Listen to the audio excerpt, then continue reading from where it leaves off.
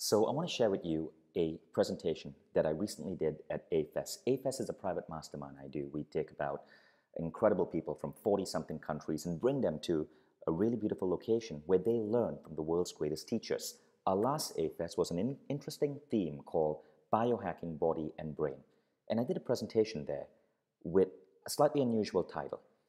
The title is How to Be Unfuckwithable. And what's unique about this presentation is that as I was giving it, I realized that many extraordinary teachers in the personal growth space were in the audience. And I started bringing on several teachers to teach key ideas. And these teachers include incredible names. People like Sonia Choquette, Dave Asprey, the Bulletproof Coffee guy, Marissa Peer, who's Mindvalley Academy's #1 highest enrolling author of this past year. And all of these teachers come on and they teach you a really simple idea on how to hack your past, your present, and your future. So enjoy this video. It was voted one of the best presentations from our last AFES, and I thought I should share it with you over here.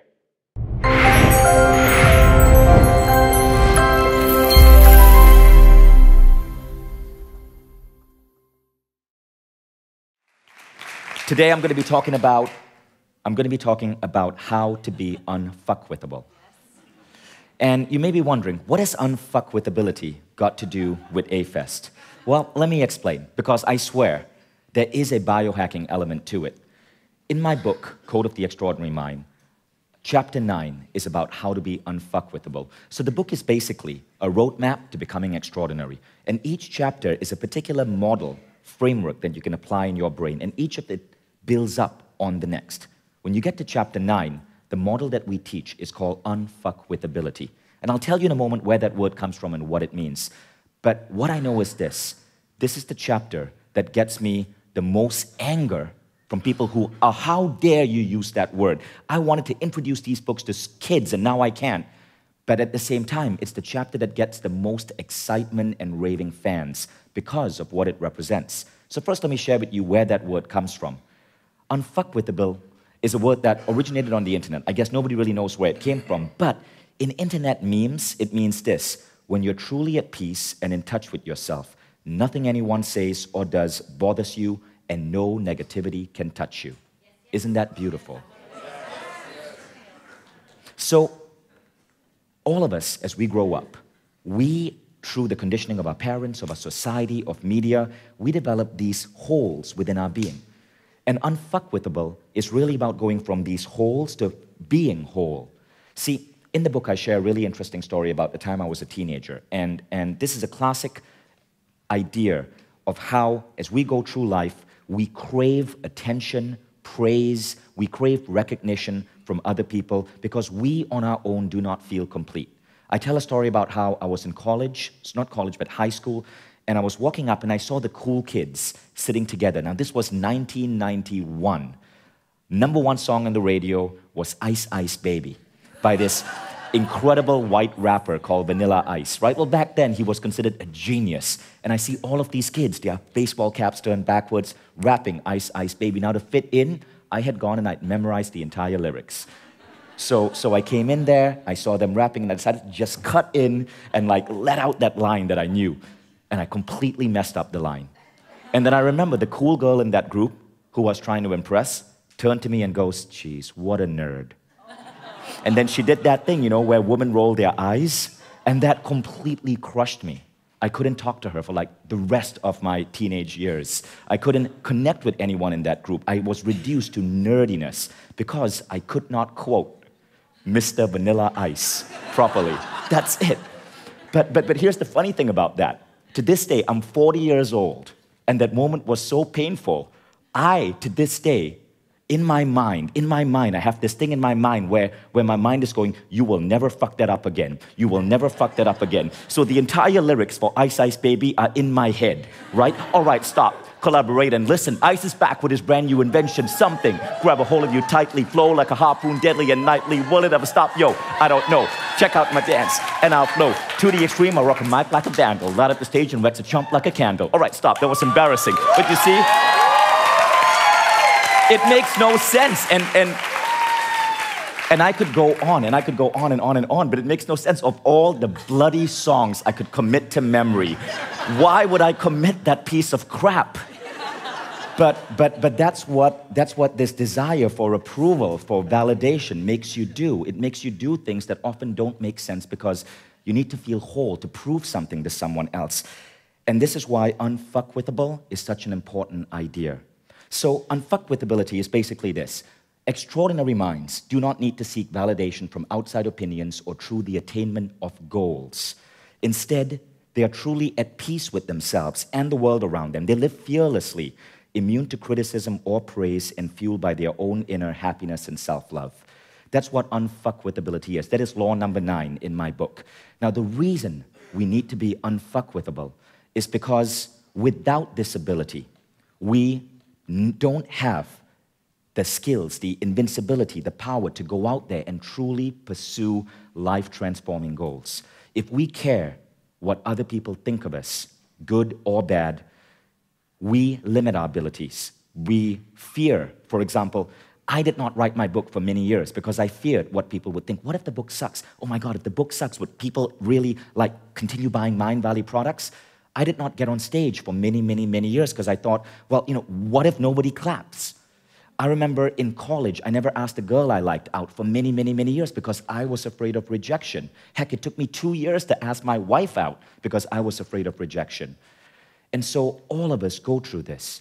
This is what causes us to want to dress up in a certain way, to get that six-pack because apparently it means something, to buy certain cars or things or vehicles just so we can compensate for whatever we might find lacking. But the problem with this type of attitude is that the fear limits us. It limits us from really doing epic things because to do something big, you got to be prepared for rejection. You got to be prepared for failure. And the bravest people in the world are able to do the incredible things they do because these things do not represent them.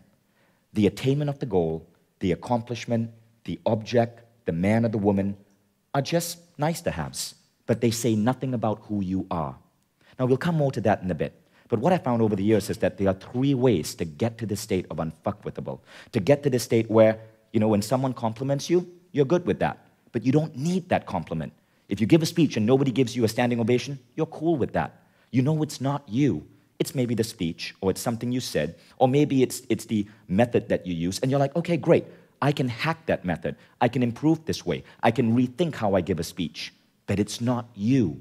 Too many people make it about themselves. And this is what causes the limitation in how they grow.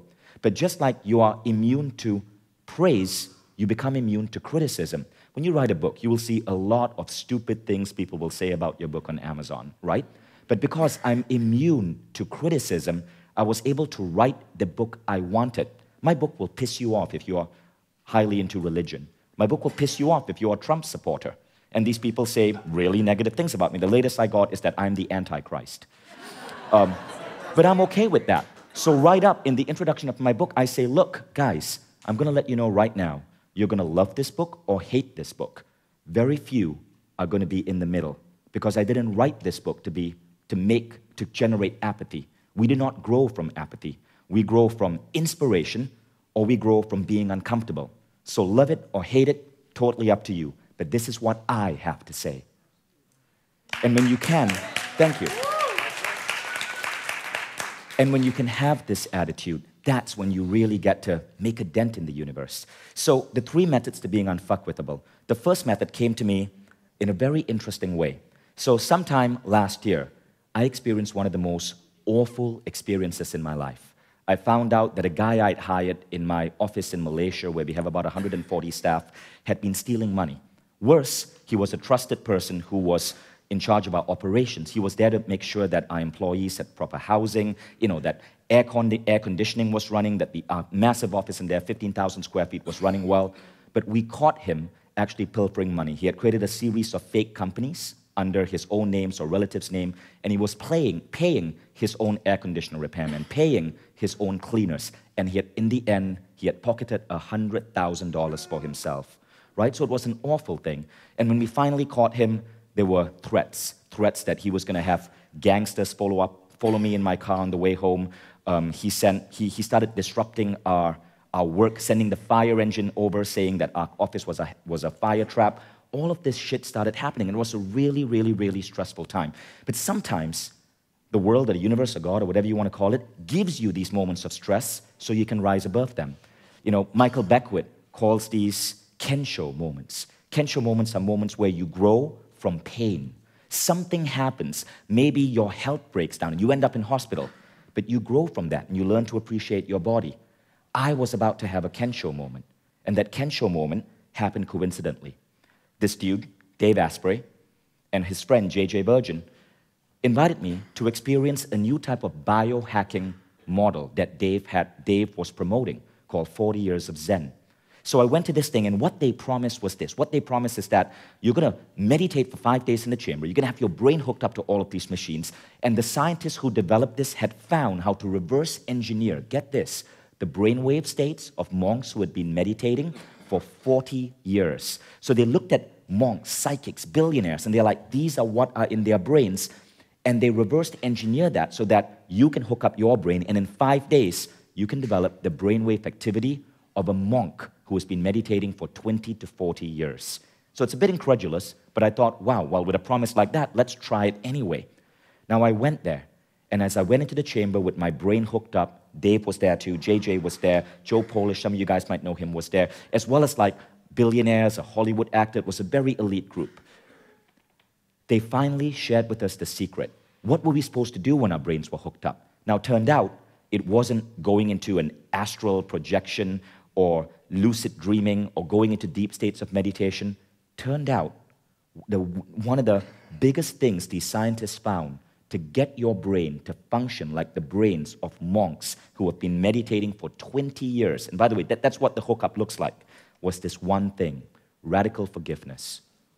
And so I had to forgive everything. I had to forgive, I love my kids. I had to forgive my kids for little moments in the past where they irritated me while I was trying to work. Had to forgive my mom and dad for the slightest thing. I had to forgive every friend I knew. I had to forgive people who had genuinely hurt me. I had to forgive everyone. I had to forgive myself, younger versions of myself. I had to forgive myself from 10 years ago when I made a bad business decision that cost me $3 million. I had to forgive and forgive and forgive. And this was 4 days of forgiveness. And finally, I came to that one guy. Let's call him Mr. X, that one guy. This had just happened. And I was so angry with him. It was so painful. And I had to forgive him. And I saved him for last. Because I'm like, no, it's going to be so tough. This guy threatened my family. He stole from my company. He was someone who used my trust of him to take advantage of me. And I had to forgive him into love. Now, here's the thing. It's not just forgiveness. It was forgiveness into love. That means at the end of that forgiveness session, you must be able to picture this person who hurt you so bad coming to you. And you must be able to hug them and feel empathy and understanding for what they went through. And so I had to forgive Mr. X. I had to see, why did he do what he did? Maybe his parents were poor, and maybe theft was the only way his family could survive. Maybe his wife was sick. Maybe he was ill. Maybe he had an ill child, and that's why he needed that. Maybe he was abused as a kid. And I had to imagine all the ways just why he would justify what he did, and I had to be empathetic to him. But here's the crazy thing. When your brain is hooked up like that, it's measuring your brain waves. It's measuring two things, basically. Alpha amplitude, so the higher your alpha spikes, the more monk-like your brain is, and brainwave resonance, so the more balanced your brain. That means you're not alpha on just one end, you're alpha in both hemispheres. Again, the more ideal your brain. And all of a sudden, as I forgave Mr. X, I heard the loudest beep so far. They use sounds to tell you how well you're doing. I opened my eyes, and there was my score. And it was the highest alpha amplitude score I'd ever generated. It was amazing to see with my own eyes what forgiveness could do in my brain. And that was liberating for me.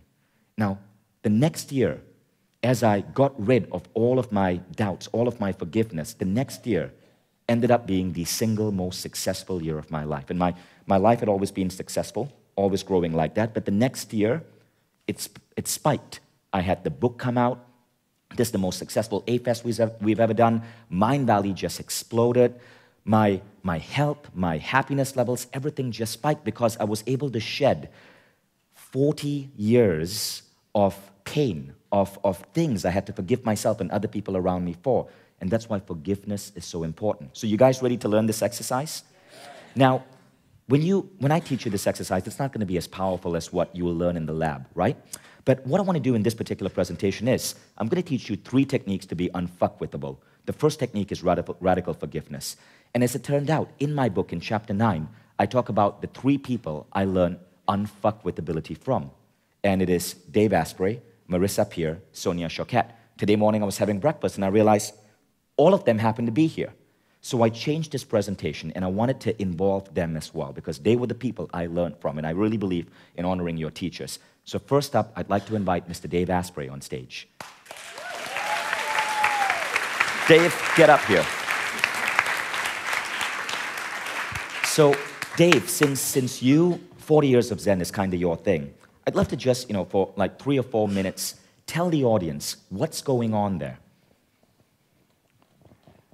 You did a great job of explaining the radical forgiveness thing. Remember when I talked about that meat operating system yesterday, that Labrador in your head? And I talked about how it's faster than you. That's annoying. Well, this is a trap for the Labrador. Because when you're at 40 years of Zen, you're going to sit there and you're going to say, I forgive this person, whatever it is. And the Labrador is going to say, if you forgive this person, you'll die. Just like if you don't ejaculate, you'll die. Same kind of thing. And you're going to believe the Labrador because you're human. And its job is to sit between you and your experience of the world. The only problem is now you have a computer watching you. And the computer says, nope. So every time your meat operating system lies to you, you will know because your score goes down. So you're going to say, I forgave Mr. X. And what's going to actually happen is you're going to have to do it. And when you do it, you might throw up. You might cry. In fact, no one's ever gone through the training without doing one of those 2 things.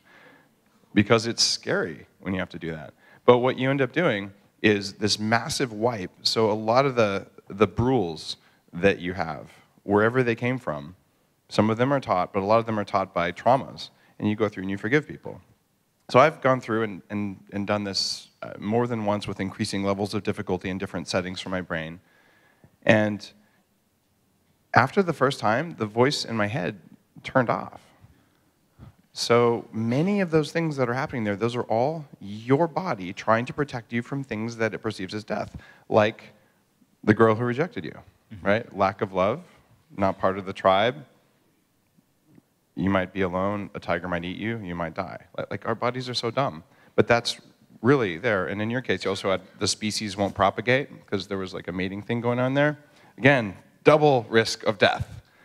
Our bodies are so dumb, but they're still useful. And what this is simply a way for you with electrodes to see when you are being deceived by your meat so that you can be in charge of it. One of the things that I did here in terms of radical forgiveness, about 2 years after I got started with Bulletproof, I helped a lot of people, including a relatively famous comedian podcaster. When one of his friends decided to start a competing company and try and steal my company out from under me, basically, it went from Dave Asprey's helped me so much to Dave Asprey's a scumbag, lying, like really just an attack on my credibility and on me as a human being, from nowhere, for no reason that I could discern. And normally it would have just been like, let me see, there's an answer for this, you kind of, right? But it kind of caught me off guard. And for several months, I was like losing sleep over this. I'm like, what did I do? And so I went back in and I found that there was something happened in first grade where I was unfairly accused of something some other kid did, and it really stuck with me. I didn't remember this. It put a program, an automated program in my meat operating system. So I went back and I did exactly this radical forgiveness that Vishen is teaching you. And I dropped it, and it energetically changed my relationship with the situation. And now I don't even want to flip the guy up. I just don't care, right? It lost all of its charge. And for me, that was a really big thing. But that's because I've already gone through all of the things that happened, including I was born with a cord wrapped around my neck. which meant that I came into the world thinking I was about to die, which is really kind of bad, because if you see the world that way, we heard from Eric about what stress does to you. Well, you're stressed all the time if you think the world is set up to try and kill you. You can change that sort of thing too, but only when you can see it, and then you decide you want to change it once you can see it. But actually knowing that you changed it, for me, only happened when I had a computer telling me, okay, you got it this time, versus you almost got it, or you thought you got it, or you told yourself you got it, or you're supposed to have gotten it. And all the things we do to deceive ourselves, it just wipes that out of the way. So I don't know if that explained it for you, but. Yeah, thank you, Dave. So, thanks. So, Dave, thank you so much for sharing that. Some of you guys will want to know more about 40 years of Zen. Don't leave for lunch. Dave will be staying back over here to answer questions on that method if you decide you want to experience this process as well. But let me tell you some really interesting things about your brain on forgiveness. So this particular professor, Zhu Zheng of Erasmus University at Rotterdam School of Management, so they did studies on forgiveness, right? They found that after you forgive something that happened in the past, interesting things happen to your body. For example, vertical jumps, the ability to jump vertically. You can actually jump higher after you forgive. We don't know why it works, but it works. People who were asked to march up and down a hill report that the hill seemed less challenging after they did a simple few-minute forgiveness exercise. Now, the exercise itself that is done in 40 years of Zen is super simple.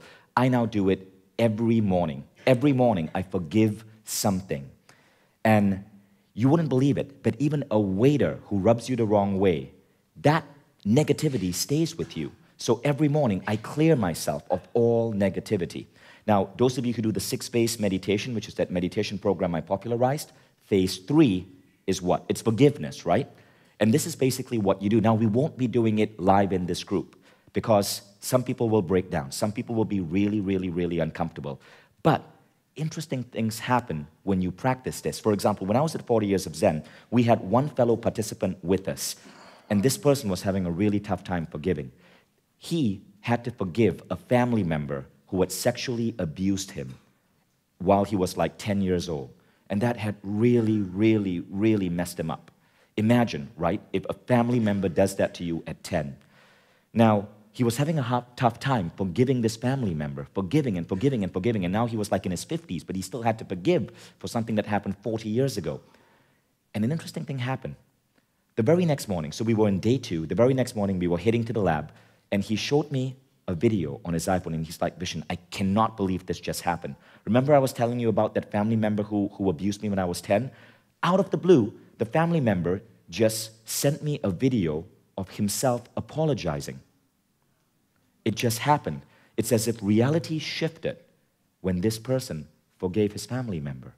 It was really bizarre. It happened within 48 hours of that forgiveness ritual. So you may think, it's all happening in your head, but perhaps at a deeper level, something more profound is happening. That's why phase 3 of the 6-phase meditation is dedicated to forgiveness. Now, the exercise itself looks like this, okay? You spend a minute or 2 minutes, no more than that, thinking and feeling the anger. And the anger can be for yourself, for something you did in the past, for something someone did to you in the past. You spend 2 minutes feeling that, then you stop. Then you see a younger version of yourself or the person who abused you or wronged you in front of you. And you try to develop empathy for them. Ask them, try to think for yourself, what made them do it? Did they face abuse as a kid? Did they experience something really bad? Were they simply mistrained?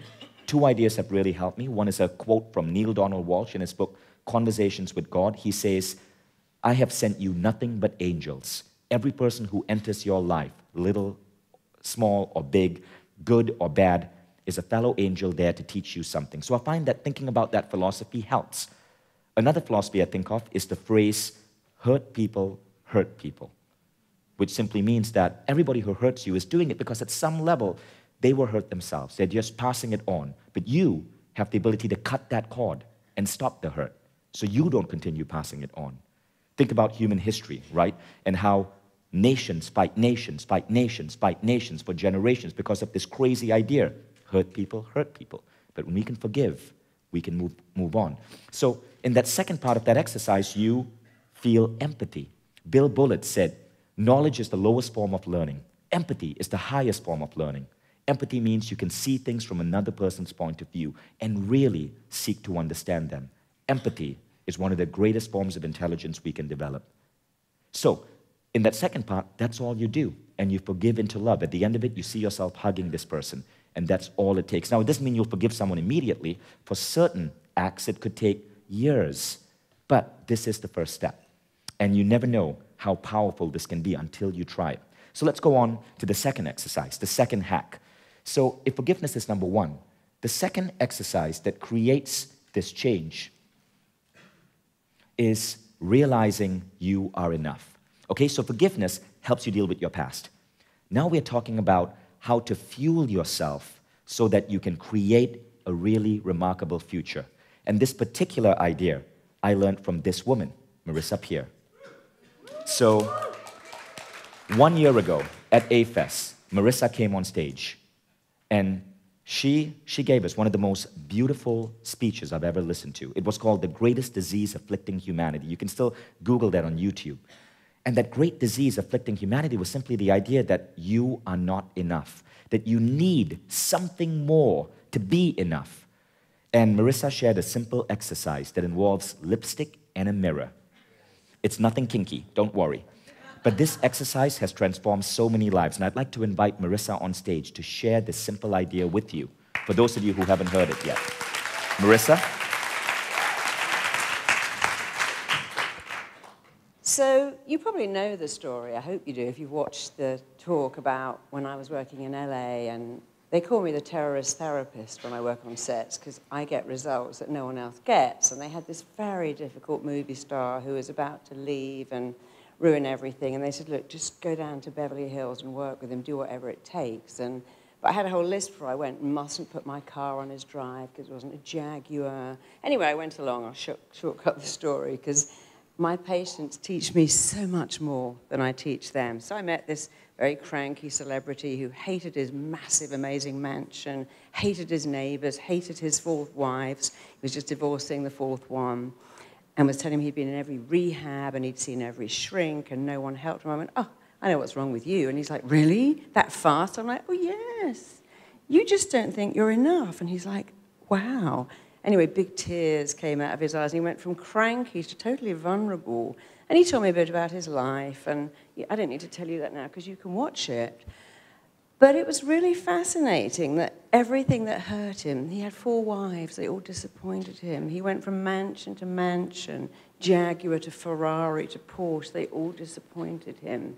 He had an eating problem and a drinking problem and a terrible anger problem. And so I said, listen, this is my prescription if you'd like to take it. Well, this is my diagnosis of you, should you like to hear it. You don't think you're enough. And here's the prescription. Should you like me to cure you?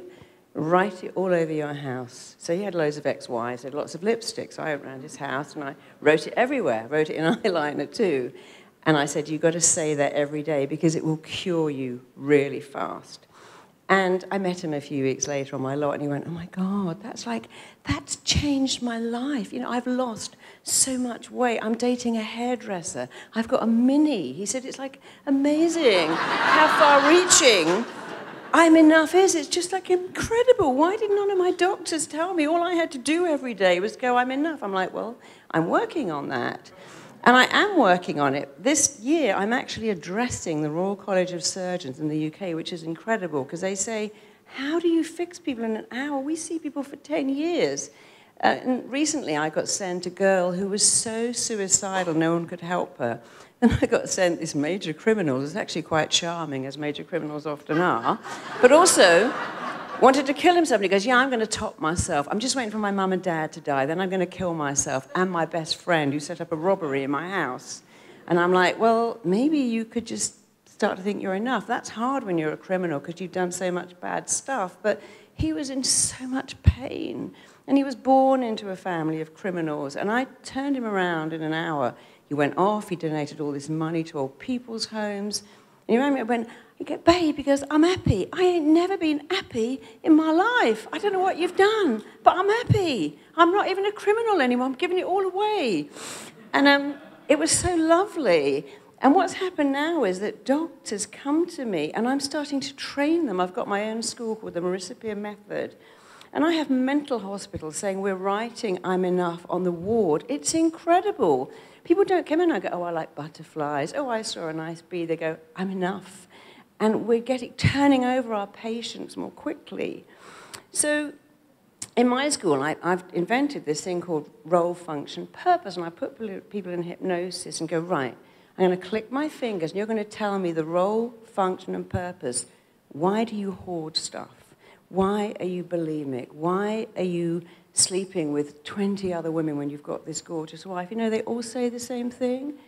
I ask them, and they go, I'm not enough. I need all this stuff because I'm not enough. That's why I hoard. They don't know until I make them say it.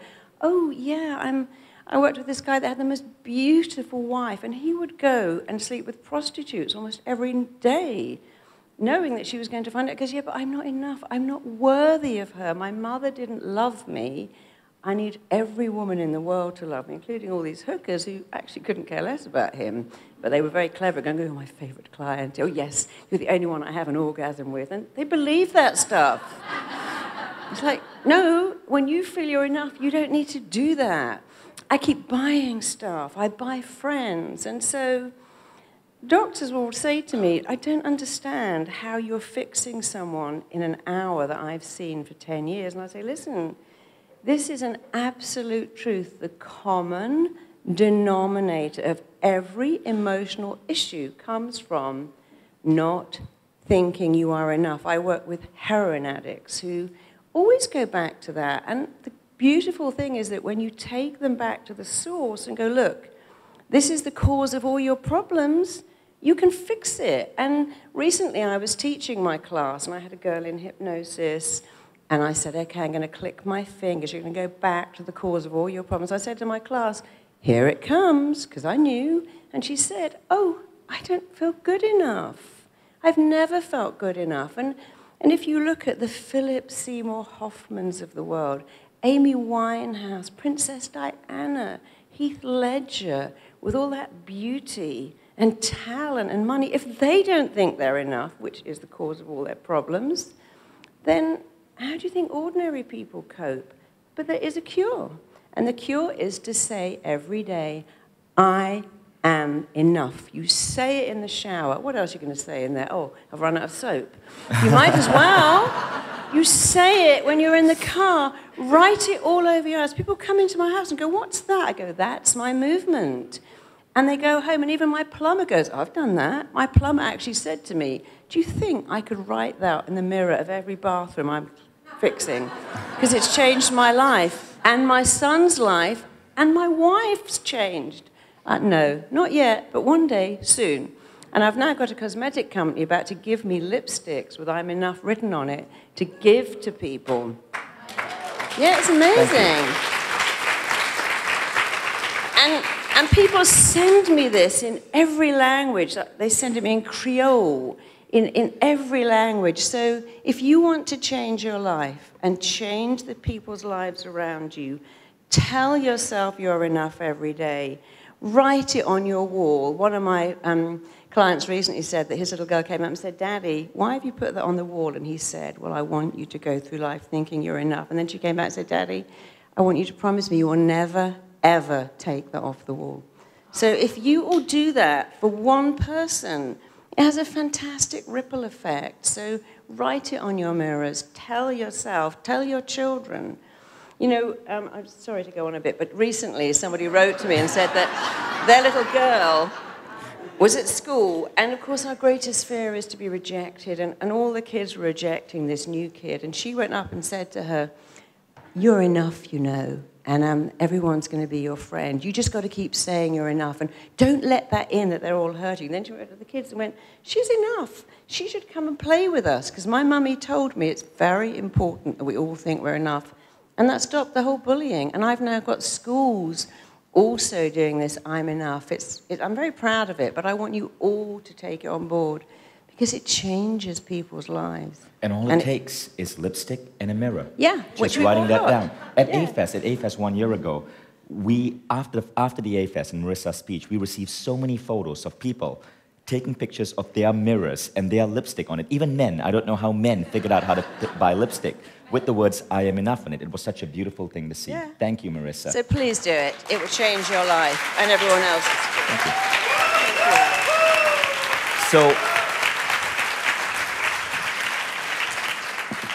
So think about it. Think about it this way, right? How to be unfuckwithable. 3 simple tools we're giving you. Now, the first tool on forgiveness is about facing your past. It's about looking at the shit that happened to you in the past and being able to heal that so that you can move on. Now you're unattached to your past. What Marissa just shared, a lot of it is about the future. It's about writing a new future for yourself where you are enough so you can go out there and not give a damn about criticism or judgment or how people think about you. Now, this means that you can do what needs to be done to fulfill your mission in life without fearing other people's opinion. You can accept praise, that's good, but you don't need the praise. You can look at criticism and just see it as a simple way to improve without seeing that criticism as a wound into your own soul. So you have the past, you have the future. Now I want to teach you the third hack. And this third hack I learned from another really remarkable teacher who just happens to be here at A-Fest. And this remarkable teacher is Sonia Choquette. Sonia, please come on stage. Thank you, Sonia. So let me just quickly tell them what I learned from you, okay? What I learned from Sonia is basically how to be unfuckwithable in the present. As you go through life, things will happen. Someone will cut you off in the road. You might end up in an argument with someone you care about. Your kid may drive you nuts, and you might face stress. And in my book, I talk about this particular moment when I was writing the book, when I just come back from a trip with the family. I had 400 emails I had to answer, like in 2 days. I was taking my family out for lunch. The kids were not eating. My kid had ordered the first Philly cheesesteak sandwich he had ever seen, and then he refused to eat it because it had this weird thing called cheese and steak. And so I remembered this technique from Sonia, and she's going to teach you this technique to just ground myself and reduce all forms of stress or anxiety in the present. Remember what Eric and Meade said. Stress is nothing more than a piece of information to your body that it needs to kill itself. So you want to be able to free yourself from all stress instantly, and this is such a simple technique that works its wonder. Okay, hello everybody. It's a pleasure, and I want to just add one more little thing about stress and about energy, is that we don't talk about it enough, but we're very sentient beings energetically, and we absorb often what isn't even ours. It's this collective frequency that fills us up, and that keeps us from being able to be centered and grounded. And what we need to have to be centered and grounded is space inside, room to breathe, I call it. So one of the techniques that is so simple is I'll just call it sort of a minute of mindfulness. When you feel overwhelmed, when you're having what I call psychic attack, when you're not grounded, when you can't quite feel that state of centeredness or presence, bring your attention to something right in front of you. Wherever you are, whatever you're looking at. If you're sitting at a table, look at the table and breathe in through the nose and study it. There's a fork on the table or a glass on the table, notice it. Pay attention. Because stress is when your mind is paying attention to everything except what's right in front of you. And you have power when you pay attention to the moment right now. It's not complicated. In fact, it's so deceptively simple that your intellect might dismiss it. I want it to be more interesting. I want it to be more complex because I'll feel more intelligent. But if you can override that and just stay with it for a moment, just breathe in and study. So even now, instead of writing, look at your pen. Take a breath. Trust that in this moment, and actually don't close your eyes, open them. And study what's right in your hand, or study exactly, notice the edges. Notice the color. Notice if you're holding your breath while you're doing that, and if you are, just And it'll help if you just open your your jaw until you hear a little click in the air, and you'll feel that breath drop in a little bit deeper. And just allow yourself to have this moment and not fear that giving yourself this moment will deprive you of a future moment that you'll need. This moment stretches time, gives you space, and allows you room to breathe. And that's a practice of mindfulness you can take anywhere, anytime. Eyes open, be present, open the jaw. Even that quiets the brain, little room to breathe and study what's right in front of you. Because it's this moment, this power, this present, where all the most important decisions are made. So it's a simple one, and that's it. Thank you so much, Sonia. Thank you.